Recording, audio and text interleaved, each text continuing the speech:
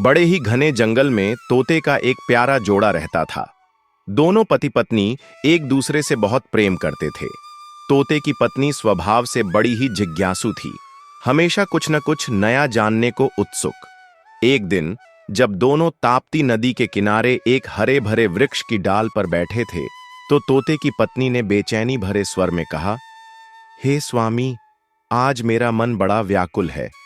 मुझे समझ नहीं आ रहा कि इस बेचैनी को कैसे शांत करूं। कृपया कुछ ऐसा उपाय बताइए जिससे मेरा मन हल्का हो जाए और मुझे ज्ञान प्राप्त हो।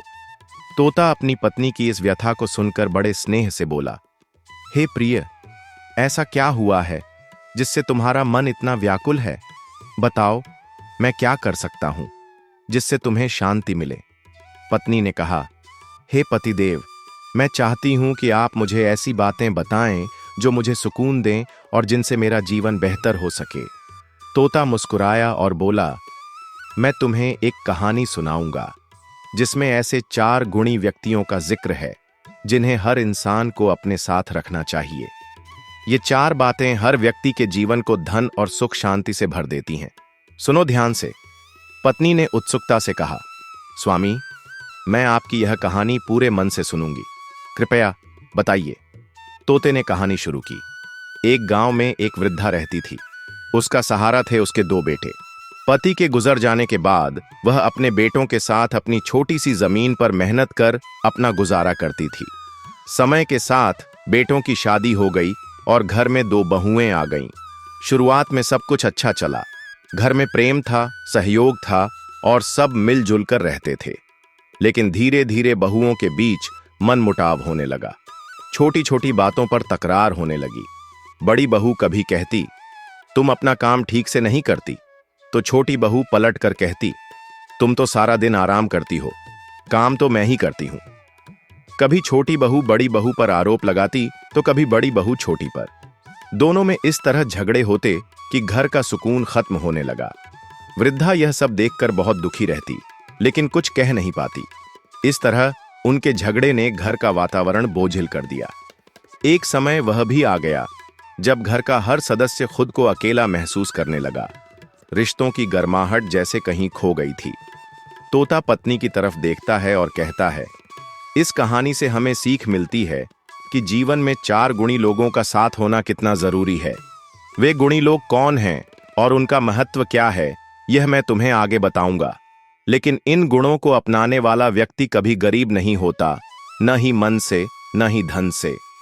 पत्नी ध्यान से सुनते हुए मुस्कुराती है और कहती है, हे स्वामी, आपकी यह बात सच में मेरे मन को शांति दे रही है। कृपया आगे की कहानी भी सुनाइए।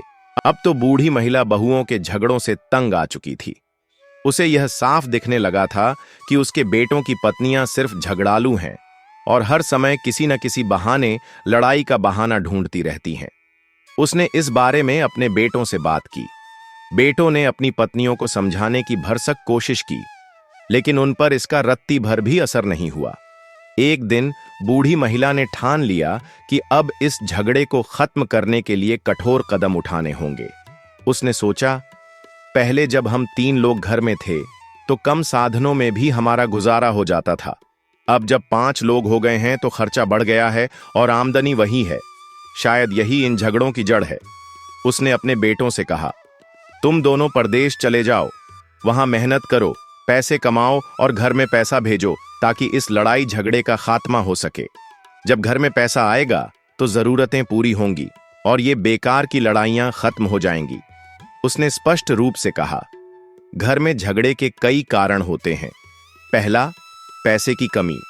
जब किसी के पास अपनी बुनियादी जरूरतें पूरी करने का साधन नहीं होता तो उसका दिमाग असंतोष से भर जाता है और वह हर समय चिड़चिड़ा रहता है। दूसरा, खाली दिमाग। जब लोग अपने हिस्से का काम नहीं करते और खाली बैठे रहते हैं तो उनका दिमाग फालतू बातें सोचने और झगड़े करने में लग जाता है। तीसरा कारण, जिम्मेदारियों से भागना। जो लोग अपनी जिम्मेदारी से मुंह मोड़ते हैं वे घर के संतुलन को बिगाड़ते हैं। और चौथा, ईर्ष्या। जब कोई दूसरे की तरक्की देखकर जलता है और खुद कुछ नहीं करता तो वह मन में बैर पाल लेता है और झगड़े करता रहता है। बेटे परदेश चले गए। लेकिन बहुओं का झगड़ा खत्म नहीं हुआ। एक दिन बूढ़ी महिला ने बड़ी बहू को सख्त लहजे में समझाने की कोशिश की। उसने कड़े शब्दों में कहा, तुम बड़ी हो, तुम्हारी जिम्मेदारी बनती है कि तुम घर में शांति बनाए रखो। तुम्हारे पति बाहर मेहनत कर रहे हैं और तुम यहां हर दिन लड़ाई झगड़े कर रही हो। यह तुम्हारी मूर्खता और स्वार्थ को दिखाता है। तुम्हें शर्म आनी चाहिए। बड़ी बहू ने गुस्से में कहा, आप हमेशा छोटी बहू का पक्ष लेती हैं। मुझे ही क्यों समझाती हो? आप उसे क्यों नहीं डांटती? वह तो कभी मेरी बात नहीं मानती। आप उसे बढ़ावा देकर और अधिक झगड़े करने का मौका दे रही हैं। बूढ़ी महिला ने गुस्से में जवाब दिया, तुम्हारी इस बात का कोई आधार नहीं है। मैं पहले तुम्हें इसलिए समझा रही हूं क्योंकि तुम बड़ी हो। बड़े होने का मतलब है समझदारी दिखाना। अगर तुम अपनी जिम्मेदारी से मुंह मोड़ोगी और छोटी की गलतियों को तूल दोगी तो घर कभी नहीं सुधरेगा। तुम हमेशा दूसरों पर दोष मढ़ने की बजाय अपने भीतर झांकने की कोशिश करो। तुम्हारी इस छोटी सोच और गुस्से ने पूरे घर का माहौल खराब कर दिया है। तुम्हारा यह व्यवहार न केवल घर को बल्कि तुम्हारी इज्जत को भी बर्बाद कर रहा है। अगर तुमने खुद को नहीं बदला तो मैं भी तुम्हारा लिहाज नहीं करूंगी। बड़ी बहू सास की सख्त बातों से हैरान रह गई। उसे पहली बार एहसास हुआ कि उसके झगड़े घर की शांति और इज्जत को कितनी बुरी तरह नुकसान पहुंचा रहे थे। प्रिय दर्शकों, छोटी बहू को समझा समझाकर वृद्ध महिला भी थक चुकी थी, इसलिए उसने उन्हें समझाना बंद कर दिया। कहते हैं, जहां आपकी बात की कोई अहमियत ना हो वहां चुप रहना ही बेहतर होता है। अगर आप वहां बोलेंगे तो हो सकता है कि लोग आपको दुश्मन समझ लें। बूढ़ी महिला सोचने लगी कि अब मेरी बात को ये दोनों बहुएं एकदम नजरअंदाज करती हैं और मुझसे घृणा करने लगी हैं। कोई भी मुझसे खाने के बारे में नहीं पूछता। मुझे खुद ही रसोई में जाकर खाना लेना पड़ता है। अब तो दोनों बहुएं बूढ़ी महिला से इतनी नफरत करने लगी थीं कि उनके मन में सास के लिए कोई आदर नहीं बचा। अगला दिन हुआ और दोनों ने अपनी लड़ाई फिर शुरू कर दी। तब बूढ़ी महिला ने एक कटा उठाया और घास काटने के लिए जंगल में चली गई, क्योंकि कहते हैं कि व्यर्थ की लड़ाई झगड़ा सुनने से बचना चाहिए। यदि आप खड़े होकर ऐसी लड़ाई सुनेंगे तो आपको भी उसमें बोलना पड़ सकता है। सबसे अच्छा तरीका है कि वहां से निकल जाए। बूढ़ी महिला ने यही किया। वह जंगल में घास काटने चली गई और शाम को जब लौटी तब तक उनकी लड़ाई खत्म हो चुकी थी। अगले दिन फिर वही हुआ। जब बहुएं लड़ने लगीं तो बूढ़ी महिला अपना कटा उठाकर घास काटने जंगल चली गई। एक दिन जब वह जंगल में घास काट रही थी तो उसके पास एक विशाल नाग आ गया। नाग को देखकर वृद्ध महिला डर के मारे कांपने लगी। उसे लगा कि आज उसकी जान नहीं बचेगी। नाग उसे निश्चित रूप से खा जाएगा। डर से कांपती वृद्ध महिला को देखकर नाग ने मनुष्य की भाषा में बोलना शुरू किया और कहा, माता, आप डरें नहीं, मैं आपको कोई नुकसान नहीं पहुंचाऊंगा। नाग की बात सुनकर वृद्ध महिला को थोड़ी राहत मिली। उसने राहत की सांस ली और सोचा कि यह नाग मनुष्य की भाषा में कैसे बोल रहा है। फिर वृद्ध महिला ने पूछा, हे नाग, बताइए आपको क्या परेशानी है? तब नाग ने कहा, हे माता, मैं कई दिनों से भूखा हूं। मुझे खाने के लिए कुछ नहीं मिल रहा। यदि आप मुझे थोड़ा दूध पिला दें तो मेरी जान बच जाएगी। पहले जो लोग हमारा पालन पोषण करते थे वे अब इस दुनिया से चले गए हैं। उनके बिना मेरा जीवन कठिन हो गया है। यदि आप मुझे दूध ला सकें तो मेरी जान बच जाएगी। नाग की बात सुनकर वृद्ध महिला की आंखों में आंसू आ गए। उसने कहा, हे नाग, आप चिंता न करें, आज मैं आपको दूध अवश्य पिलाऊंगी। आप यहीं पर रुको, मैं आपके लिए दूध लेकर आती हूं। नाग से बात करने के बाद वृद्ध महिला घर लौट आई। जैसा कि हर रोज होता था, दोनों बहुएं, देवरानी और जेठानी, तैयार होकर आपस में झगड़ने लगीं। वृद्ध महिला सोचने लगी, अब मैं किसके घर से दूध लेकर जाऊं? यदि मैं बड़ी बहू के घर से दूध ले जाती हूं और उसे पता चल जाएगा तो वह मुझसे झगड़ेगी, और अगर मैं छोटी बहू के घर से दूध ले जाती हूं तो वह भी नाराज हो जाएगी। प्रिय दर्शकों, वृद्ध महिला ने नाग को दूध पिलाने का संकल्प लिया और सोच लिया कि बड़ी बहू के घर से थोड़ा सा दूध लेकर आएगी। बड़ी बहू को यह पता भी नहीं चलेगा और वह जंगल जाकर नाग को दूध पिलाया करेगी। वृद्ध महिला ने ऐसा ही किया। उसने बड़ी बहू के घर से दूध लिया, उसे कट्टे में छुपाया और जंगल में घास लेने के बहाने चल पड़ी। जैसे ही वह उस स्थान पर पहुंची, नाग वहां पहले से मौजूद था। नाग ने विनम्रता से पूछा, हे माता, क्या आप मेरे लिए दूध लाई हैं? वृद्ध महिला ने मुस्कुराकर कहा, हाँ नाग देवता, मैं आपके लिए दूध लाई हूं। उसने तुरंत कट्टे से दूध निकाला और नाग के सामने रख दिया। नाग ने जैसे ही दूध पिया, उसके चेहरे पर शांति और संतोष का भाव आ गया। नाग ने कहा, हे माता, आपने मेरी जान बचा ली। आपने मुझ पर जो उपकार किया है उसे मैं जीवन भर नहीं भूलूंगा। वृद्ध महिला ने कहा, हे नाग, मैं आपसे एक प्रश्न करना चाहती हूं।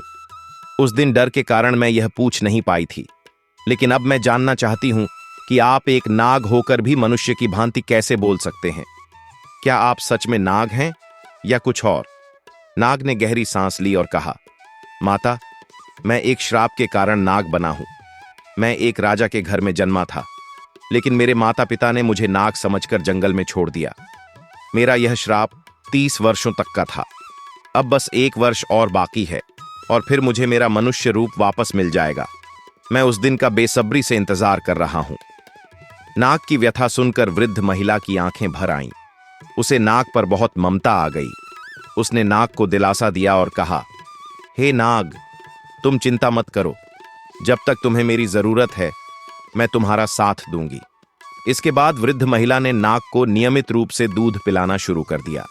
कभी वह बड़ी बहू के घर से दूध लाती, तो कभी छोटी बहू के घर से।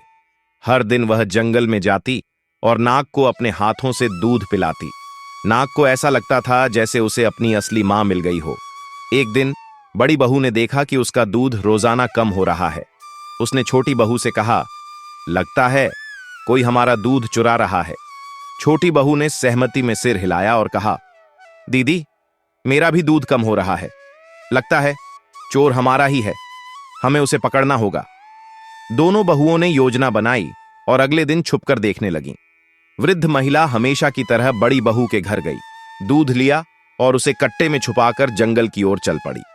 दोनों बहुएं गुप्त रूप से उसके पीछे पीछे चलने लगीं। वे देखना चाहती थीं कि वृद्ध महिला दूध का क्या करती है। थोड़ी दूर चलने के बाद वृद्ध महिला उस स्थान पर पहुंची जहां वह रोज घास काटती थी और नाग को दूध पिलाती थी। दोनों बहुएं दूर से छुपकर देख रही थीं। अचानक उन्होंने देखा कि एक विशाल भयानक नाग वहां आया और वृद्ध महिला के सामने झुककर बैठ गया। वृद्ध महिला ने प्रेम पूर्वक कट्टे से दूध निकाला और नाग को पिलाने लगी। जैसे ही प्रिय दर्शकों, बुढ़िया बड़ी बहुओं के व्यवहार से टूट चुकी थी।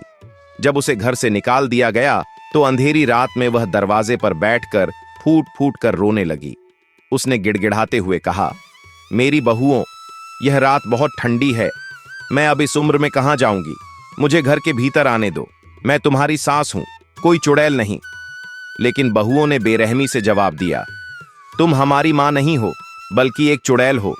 तुम्हारी जगह इस घर में नहीं है। जहां जाना है जाओ, लेकिन हमारे बच्चों और इस घर से दूर रहो। यह सुनकर बुढ़िया का दिल जैसे 1000 टुकड़ों में टूट गया। वह खुद से ही बुदबुदाने लगी, क्या मैं सच में इनकी मां नहीं हूं?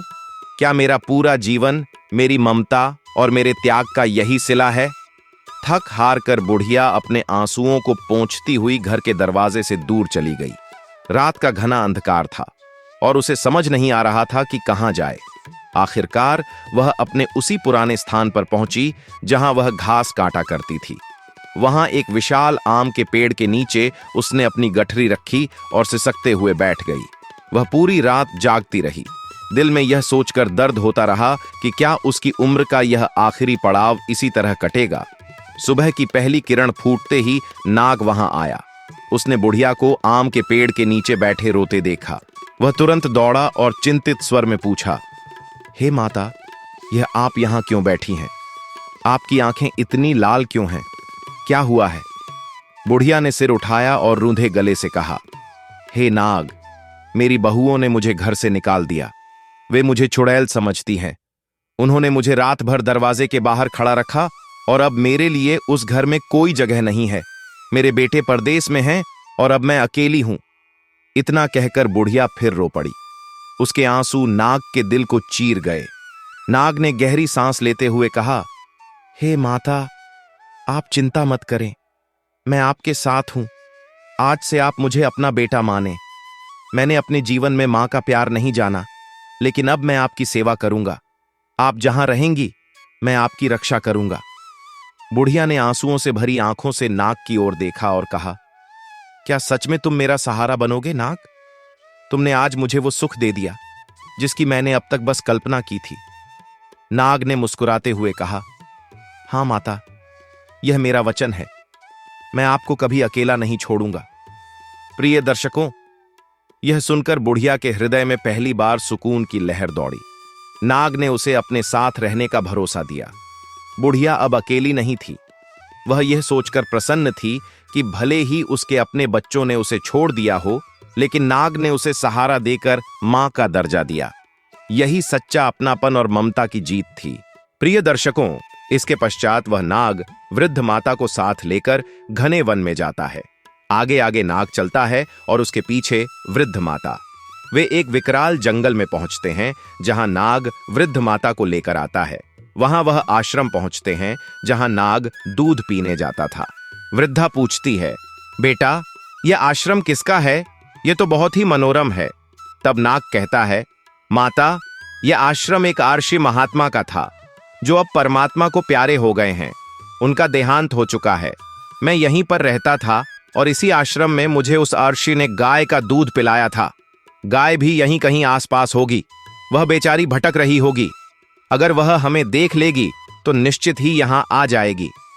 कुछ समय पश्चात वह गाय भी वहां आ जाती है। गाय के थन दूध से भरे हुए थे। तब नाग कहता है, हे माता, इस गाय का दूध निकालिए और आप भी पीजिए, हमें भी पिलाइए। वृद्धा गाय का दूध निकालती है और सबसे पहले नाग को पिलाती है, फिर स्वयं पीती है। इसके बाद नाग कहता है, हे माता, अब आप घबराइए नहीं। आप निश्चिंत होकर इस आश्रम में रहें। यह गाय हमारे लिए दूध देगी। यहां आर्षि महात्मा की कृपा है। उन्होंने अपनी कृपा छोड़कर यहां से प्रस्थान किया था। उनकी कृपा से यहां अन्नपूर्णा का वास है। यहां पर रहने वाले को किसी भी चीज की कमी महसूस नहीं होती। खाने पीने की हर वस्तु यहां उपलब्ध होती है। आप कुछ भी खाएं, कुछ भी बनाएं। प्रिय दर्शकों, यह सुनकर वृद्धा और भी अधिक प्रसन्न हो जाती है। फिर अपने बेटे नाग के साथ वह वृद्धा वहीं आराम से रहने लगती है। नाग हर दिन घूमने निकल जाता था और शाम को वापस आ जाता था, जबकि वृद्धा और गाय वहीं चैन से रहती थीं। गाय भी हर रोज घास खाने जाया करती थी और शाम को वापस लौट आती थी। शाम के समय वे तीनों एक साथ बैठकर भोजन करते थे और आश्रम में प्रेम पूर्वक रहते थे। लेकिन एक दिन की बात है, नाग, जो हर दिन की तरह घूमने गया था, शाम को वापस नहीं आया। प्रिय दर्शकों, वृद्धा को बहुत चिंता होने लगी, क्योंकि वे तीनों साथ में भोजन किया करते थे। शाम को गाय तो आ गई, लेकिन नाग नहीं आया। वृद्धा इंतजार करती रही कि उसका बेटा नाग इतना अंधेरा हो जाने के बावजूद भी क्यों वापस नहीं आया। वृद्धा नाग को ढूंढने के लिए जंगल में निकल गई। जंगल में उसने देखा कि उसका बेटा नाग जमीन पर गिरा पड़ा था और वह पेड़ की टहनियों के नीचे दबा हुआ था। नाग को टहनियों के नीचे दबा हुआ देखकर वृद्धा व्याकुल हो जाती है और गाय की सहायता से टहनियों को हटाती है। प्रिय दर्शकों, नाग काफी घायल और जख्मी हो चुका था। वृद्धा पूछती है, बेटा, ये सब कैसे हुआ? इस पर नाग अपनी पूरी कहानी बताता है, हे माता, मैं जब शाम को आश्रम लौट रहा था तो एक भयानक तूफान आ गया। तूफान के आने से मैं एक पेड़ पर चढ़ गया, लेकिन तूफान के झोंके से वह पेड़ गिर गया और मैं उसके नीचे दब गया। मैंने निकलने की बहुत कोशिश की, पर सफल नहीं हो पाया। मैं सोचता रहा कि मेरी मां मेरा इंतजार कर रही होगी, पर मैं बाहर नहीं आ पाया। मुझे चोट भी लग गई। इसके बाद वृद्धा कहती है, बेटा, तुम घबराओ नहीं, आओ, मैं तुम्हारी चोट का इलाज कर देती हूं। प्रिय दर्शकों, इस तरह से वृद्धा अपने नाग बेटे को आश्रम ले जाती है। वृद्धा कुछ औषधियां पीसकर लाती है और उन्हें मिलाकर एक लेप तैयार करती है। फिर वह इस लेप को नाग के घायल शरीर पर लगाती है। रोजाना इस लेप को लगाने से धीरे धीरे नाग के घाव भरने लगते हैं। वृद्धा ने उसकी पूरी तरह से देखभाल की और उसे ठीक कर दिया। 1 वर्ष बीत जाने के बाद वह नाग का रूप छोड़कर मनुष्य के रूप में आ जाता है। अब वह बेहद ही सुंदर राजकुमार बन जाता है। राजकुमार को देखकर वृद्धा माता बहुत खुश होती है और बार बार उसे प्यार से छूती है। नाग अब एक सुंदर राजकुमार के रूप में परिवर्तित हो चुका था। उसकी भव्यता और तेजस्विता किसी को भी मोहित कर सकती थी, लेकिन उसके हृदय में अब भी अपनी मां के लिए वही सरलता और प्रेम था। राजकुमार ने वृद्धा से कहा, मां, आपने मुझे इस जीवन में सब कुछ दिया है। अगर आप न होती तो मैं शायद आज जीवित भी नहीं होता। अब मैं चाहता हूं कि आपको हर वह सुख दूं जिसकी आप हकदार हैं। वृद्धा ने मुस्कुराते हुए कहा, बेटा, मेरे लिए सबसे बड़ा सुख यह है कि तुम खुश हो और सुरक्षित हो। इस आश्रम में हमारे पास सब कुछ है, प्रेम, शांति और भगवान का आशीर्वाद। मुझे और कुछ नहीं चाहिए। लेकिन राजकुमार जानता था कि उसकी मां ने जीवन भर केवल संघर्ष किया है। उसने निश्चय किया कि वह अपनी मां को एक बेहतर जीवन देगा। उसने वृद्धा से आग्रह किया कि वे दोनों उसके असली माता पिता से मिलने चलें। शुरुआत में वृद्धा ने इनकार किया, लेकिन राजकुमार के समझाने पर वे तैयार हो गईं। राजकुमार और वृद्धा ने आश्रम से महल की ओर अपनी यात्रा शुरू की। रास्ते में लोग राजकुमार की सुंदरता और तेज को देखकर मंत्रमुग्ध हो जाते थे। उनकी यात्रा के दौरान राजकुमार ने कई गरीब और जरूरतमंद लोगों की मदद की। वृद्धा को अपने बेटे पर गर्व हो रहा था। जब वे महल पहुंचे तो राजकुमार ने देखा कि महल एक समय का वैभवपूर्ण स्थान अब वीरान और उदास हो चुका था। राजा और रानी, जिन्होंने 30 साल पहले अपने बेटे को खो दिया था, अब बिस्तर पर पड़े थे। उनका शरीर कमजोर हो चुका था और उनके चेहरे पर निराशा साफ झलक रही थी। राजकुमार ने उनके कमरे में प्रवेश किया और उनके पैरों को छुआ। जैसे ही उसने यह किया, राजा और रानी के अंदर एक नई ऊर्जा का संचार हुआ। राजा ने चकित होकर पूछा, बेटा, तुम कौन हो? तुम्हारे स्पर्श से हमें ऐसा लग रहा है जैसे हमारी खोई हुई शक्ति लौट आई हो। राजकुमार ने कहा, पिता, मैं आपका ही बेटा हूं, जिसे आप 30 साल पहले जंगल में छोड़ आए थे। मैं नाग के रूप में था, लेकिन अब मैं अपने असली स्वरूप में वापस आ गया हूं। यह सुनते ही राजा और रानी की आंखों से आंसू बहने लगे। रानी ने राजकुमार को गले लगाते हुए कहा, बेटा, हमने तुम्हें पहचानने में बहुत बड़ी भूल की, हमें माफ कर दो। राजकुमार ने कहा, मां, पिता, अब उस पुराने समय को भूल जाइए। मैंने कभी आपसे शिकायत नहीं की। भगवान ने हमें दोबारा मिलाने का अवसर दिया है और हमें इसे पूरी तरह से जीना चाहिए। राजा और रानी ने वृद्धा को भी धन्यवाद दिया और कहा, आपने हमारे बेटे की रक्षा की और उसे इतना योग्य बनाया। आप हमारे लिए देवता समान हैं। कृपया हमें यह अवसर दें कि हम आपकी सेवा कर सकें। वृद्धा ने कहा, राजन, मैंने केवल एक मां का कर्तव्य निभाया है। इस जीवन में मेरा और कोई उद्देश्य नहीं था। अब मैं अपने बेटे को खुश देखकर तृप्त हूं। राजा ने घोषणा की कि वृद्धा अब राजमाता के रूप में महल में रहेंगी। पूरे राज्य में इस बात का जश्न मनाया गया कि खोया हुआ राजकुमार वापस आ गया है। इस दौरान वृद्धा के असली बेटों को यह खबर मिल चुकी थी कि उनकी मां अब एक राजमाता हैं। उन्हें अपनी मां के प्रति किए गए दुर्व्यवहार का बहुत पछतावा हुआ। वे महल आए और अपनी मां से माफी मांगी। उन्होंने कहा, मां, हमें माफ कर दीजिए। हमने आपका दिल दुखाया है। अब हमें समझ में आया है कि मां का स्थान क्या होता है। वृद्धा ने उन्हें गले लगाते हुए कहा, बेटा, मैं तुम्हें माफ करती हूं, लेकिन याद रखना, जीवन में कभी भी अपने माता पिता का अपमान मत करना। भगवान हर किसी को दूसरा मौका नहीं देते। राजकुमार ने राजा के सहयोग से राज्य का कार्यभार संभाल लिया। वृद्धा ने महल में राजमाता के रूप में अपनी नई भूमिका को स्वीकार किया। वह अब भी अपनी सादगी और विनम्रता के साथ जीवन जी रही थीं। राजकुमार और वृद्धा का रिश्ता अब और भी गहरा और मजबूत हो चुका था। उनकी कहानी पूरे राज्य में प्रेरणा का स्रोत बन गई। लोग कहते थे कि यह सब भगवान की लीला थी, जिसने एक मां और बेटे के बीच के अटूट प्रेम को प्रदर्शित किया। राजकुमार ने अपनी मां से सीखा कि सच्चा सुख दूसरों की सेवा और प्रेम में है। प्रिय दर्शकों, इस कहानी से हमें यह शिक्षा मिलती है कि माता पिता का आदर और उनकी सेवा करना हमारा सबसे बड़ा कर्तव्य है। उनका आशीर्वाद ही हमारी सबसे बड़ी संपत्ति है। जीवन में कभी भी अपनों को ठुकराना नहीं चाहिए, क्योंकि उनके बिना हमारा अस्तित्व अधूरा है। तोता अपनी पत्नी को यह कहानी सुनाते हुए अंत तक भावनाओं में डूबा हुआ था। उसकी आंखों में गहरी चमक थी और उसकी आवाज में एक विशेष करुणा और अपनापन झलक रहा था। जैसे जैसे वह कहानी के अंतिम चरण पर पहुंचा, उसकी पत्नी भी पूरी तरह से उस कहानी के भावनात्मक प्रवाह में बहने लगी। तोता कहानी का अंत अपनी पत्नी से कैसे करता है? तोता अपनी पत्नी से कहता है, प्रिय, यह कहानी सिर्फ एक वृद्ध मां और उसके नाग रूपी बेटे की नहीं है, बल्कि यह हर उस रिश्ते की कहानी है जिसमें त्याग, प्रेम और माफी की ताकत होती है। यह हमें यह सिखाती है कि जीवन में हमारे माता पिता और बुजुर्गों का कितना महत्व है। उनकी सेवा और सम्मान करने से ही हमारा जीवन सुखद और शांतिपूर्ण हो सकता है। तोता अपनी पत्नी की ओर देखता है और कहता है, सोचो, अगर वह वृद्ध मां अपने बेटे को न अपनाती, उसे न बचाती, तो क्या वह नाग राजकुमार बन पाता? और अगर वह राजकुमार अपने माता पिता को माफ न करता, तो क्या उनके जीवन में खुशियां वापस आती? रिश्तों की मिठास माफी और अपनापन में ही है। तोता रुककर अपनी पत्नी की ओर गहरी नजरों से देखता है और कहता है, हमारे जीवन में भी कई बार मुश्किलें आई हैं।